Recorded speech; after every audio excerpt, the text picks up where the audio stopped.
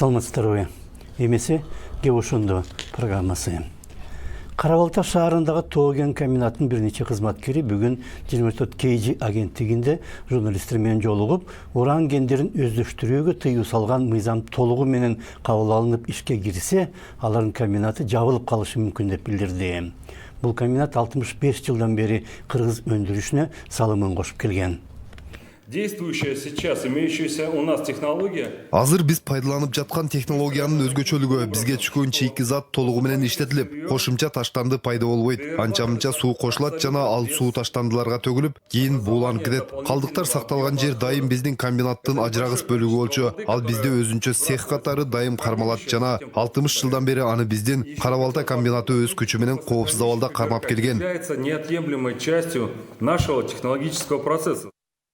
Акыркы жылдары комбинат Казакстандан алып келинген чийки зат менен иштеп келген. Советтик мезгилде болсо уран кени Карабалтага Минкуштан кадимки эле жүк ташуучу машинелер менен ташылчу. Ал машинелер Жумгал менен Кочкор райондорун, андан соң Балыкчы аркылуу Чүй облусун кесип өтчү жана эч кимге өтө деле зыян тийген эмес.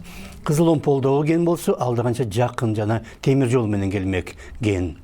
Ошондуктан Кызыл Омполдогу уран кенин туура иштетсе, элге деле, экологияга деле өтө зор зыян тийбейт эле, бирок маселе башкада.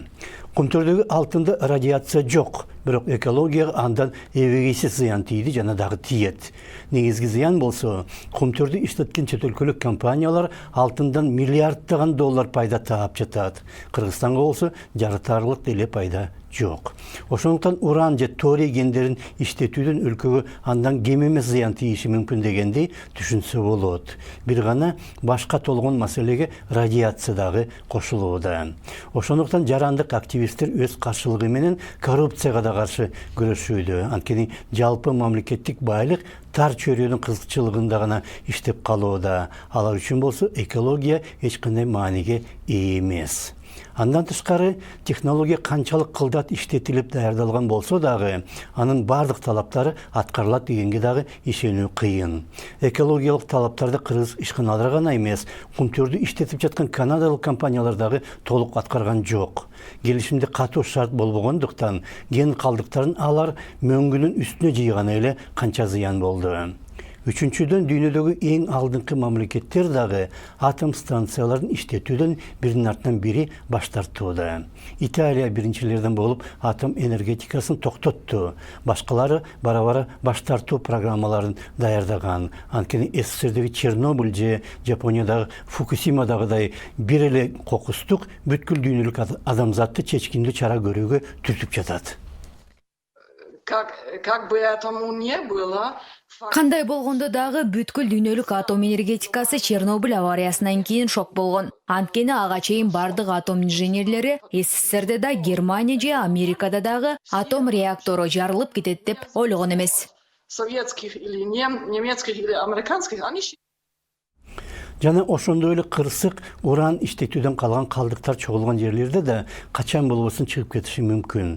Кыргызстан аймагында андай жайлардын саны 90дон ашык. Алардын катарында Карабалта комбинатында да ошондой жай бар. СССР чачырап кетпегенде балким бийлик алардын баарын зыянсыздаштырмак, бирок Кыргызстандын өзүнүн ага алы жетпейт. Айрым чет мамлекеттер менен донор уюмдар Кыргызстанга жардам көрсөтүүдө, бирок Кыргызстандын кен байлыктарын иштетүүгө келген чет өлкөлүк компаниялар айланадагы жаратылышка кандай мамиле кылганын баарыбыз көрүп турабыз. Алардын андай мамилесине кыргыз бийлигиндеги коррупция менен паракорчулук кошулганда кандай жыйынтык болоору белгилүү. Ошол себептен жарандык активисттер уранга каршы. Ошондо саламат калыңыздар.